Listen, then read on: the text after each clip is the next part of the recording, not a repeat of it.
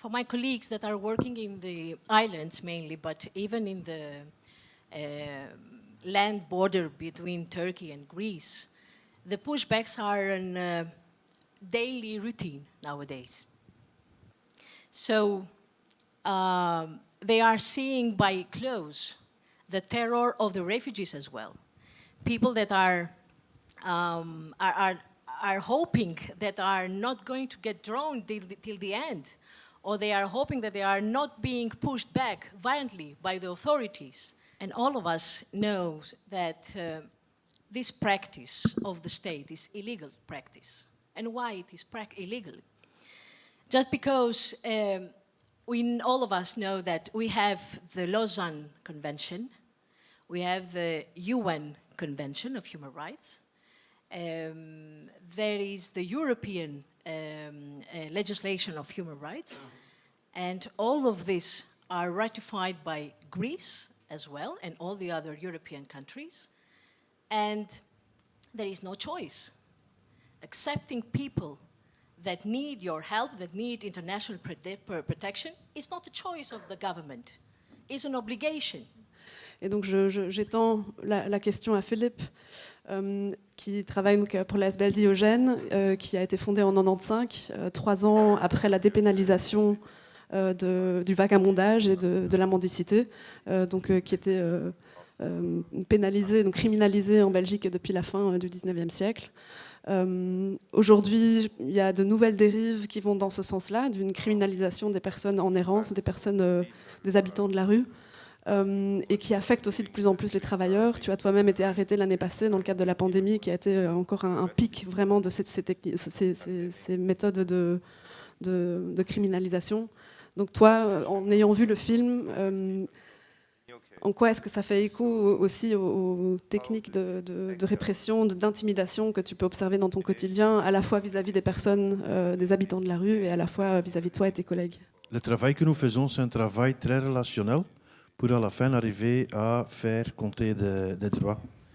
Quelque chose que je trouve très remarquable, mais déjà avant la période Covid, était de temps en temps, si on va avec quelqu'un à la police ou pour quelqu'un à la police, et ce n'était pas la police spécialisée pour des SDF, ça nous arrivait d'être ridiculisé. Ça, c'était un peu le niveau avant la période Covid. Pendant la période Covid, on a vu que la violence était très fort augmentée vers des gens SDF et des habitants de la rue. Donc, tout le monde devait être confiné, mais si on ne peut pas être confiné, ce n'était pas possible. Nous aussi, pendant ce travail en rue, on était accusés pour attirer des gens.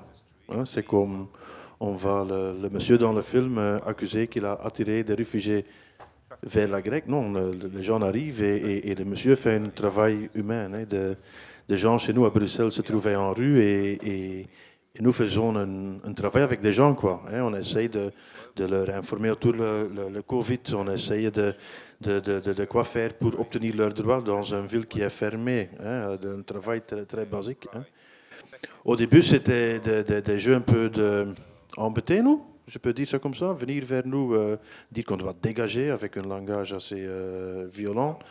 Après, ça devenait de donner la carte d'identité, être nommé. On cherche des gens qui nous empêchent de faire notre travail. Pour ça, on devait donner notre carte d'identité. Donc, tu reçois un certain titre. Et c'était jusqu'à une arrestation. Voilà, c'était très fort impressionné. On fait un travail très vraiment égal comme des gens et on se trouve dans leur endroit, mais jamais j'avais pensé de me trouver avec eux dans un cachot, quoi, tu vois. C'était jamais le but comme avoir le terrain de travail, quoi. Quelle forme de solidarité trouver quand la solidarité est incriminée? Moi, je pense que le premier truc, c'est dénoncer. Que des gens savent que c'est un processus qui se met en route, quoi. Donc, c'est dénoncer, c'est aller vers des politiciens, directement vers la police aussi pour toquer sur table pour dire hey, ça ne va pas, mais aussi vers le grand public avec des articles, avec un film comme celle-ci pour montrer qu'est-ce qui se passe. Et le constat de la criminalisation et en particulier du travail social de rue, et on verra peut-être pourquoi, c'est quelque chose qui ne date pas d'hier. Il y a plus de 30 ans, déjà même à Bruxelles, il y a eu des tentatives vraiment, je dirais pas de criminaliser le travail de rue, mais en tout cas de lui donner une connotation sécuritaire. Plutôt de dire, ce serait pas mal que le travail social de rue ait plutôt des effets de diminution de la délinquance, mais aussi de donner quelques informations, parce que vous êtes quand même en première ligne, vous êtes au courant de pas mal de choses, donc on serait très content et très heureux de vous financer pour un travail qui nous servirait dans le cadre du maintien de l'ordre. Le truc, c'est que c'est un métier, effectivement, qui est assez efficace pour venir en aide, pour défendre les droits des populations qu'on rencontre dans la rue, mais qui n'est pas du tout efficace pour informer ou pour avoir des vertus sécuritaires ou de sécurité publique. Les populations ne nous feraient jamais confiance si nous n'étions sur le terrain que pour obtenir des informations qu'on relayerait auprès de la police. Donc ça ne servirait à rien, quoi. Ça serait totalement dénaturé ce travail social. Ce qui nous a aidé, par exemple, pour le travail de rue en Belgique, et surtout dans la partie francophone, c'est que pendant la pandémie, les services de l'aide à la jeunesse, les travailleurs de rue de l'aide à la jeunesse, pas de tous les travailleurs de rue malheureusement, ont été protégés parce que considérés comme services essentiels au fonctionnement de la nation, selon un arrêté ministériel sur les mesures Covid. Et là, ça nous a permis effectivement de fonctionner, mais tous les travailleurs de rue n'ont pas été protégés par ce cadre. Et donc, c'est un combat, effectivement, que de faire reconnaître le travail de rue dans son utilité réelle et dans sa spécificité réelle. Voilà. Okay. Je donne aussi des cours à l'école ODC. C'est répété régulièrement que le travail qu'on fait, c'est un travail de droit d'homme, quoi. Et c'est vraiment le base de notre travail. C'est notre, je voulais dire compas, mais c'est l'autre que c'est notre boussole, quoi, quelque part. Si on ne sait pas quoi faire ou si nous sommes bloqués quelque part, comment réagir, c'est notre boussole, quoi. C'est pas pour rien que c'est après la Deuxième Guerre mondiale qu'on a créé vraiment le droit d'homme, quoi, hein, parce que la réflexion d'homme dans un climat, ça peut tourner mal, quoi. Et je pense que c'est très important. C'est pour ça que je dis aussi, c'est mon propre boussole, mais je pense que c'est aussi la boussole d'une société, tu vois.